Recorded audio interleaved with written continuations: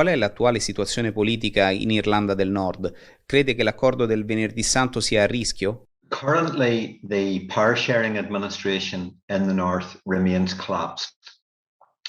Back in February of this year, the then DUP First Minister resigned his position.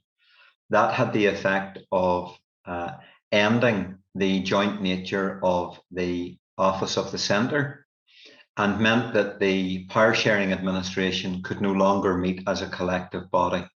Subsequently, we had assembly elections on the 5th of May, and Sinn Féin emerged as the largest party with the entitlement to designate for First Minister.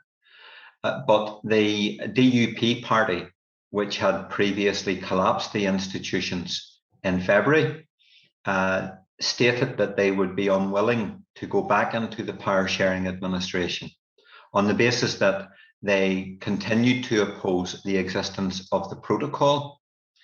That is the mechanism which exists to manage the consequences flowing from the British state's decision to leave the European Union, and creates a circumstance where the North is able to continue to engage economically with the European single market, but at the same time have access to the British market.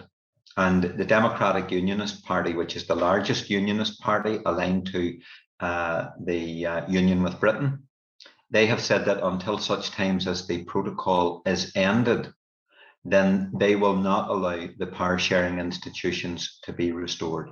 So at this point, we have a political hiatus that leads to significant political instability here in the North at a time when we are living through a cost of living crisis, which is bearing down very, very heavily upon the lives of workers, families, small businesses.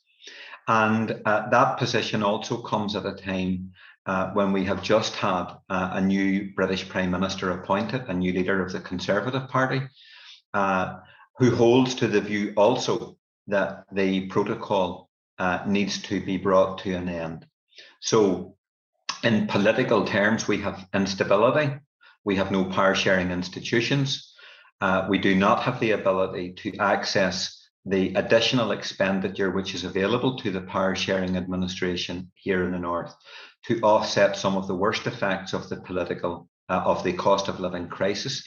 And we have effectively a situation where the British government continues to give cover to the Democratic Unionist Party and other sections of political unionism for the position of vetoing power sharing here in the North, which they've adopted. It's quite clear, given the political actions of both the Democratic Unionist Party, other sections of political unionism, and indeed the policy position which has been taken by the British Conservative government, that they are effectively attempting to dismantle the existence of the Good Friday Agreement.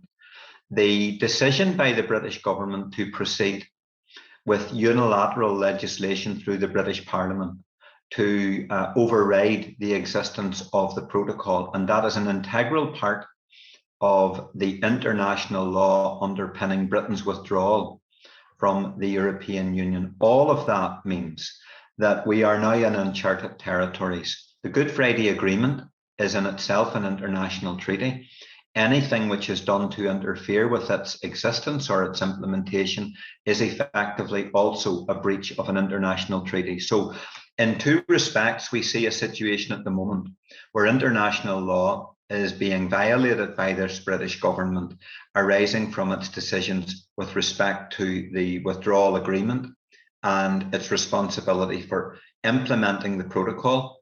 And this British government negotiated out the terms of the existing protocol with the European Union. And by dint of the actions which they are adopting, both the British government and political unionism, they are increasingly moving to a point where they are undermining the very basis of the Good Friday Agreement itself.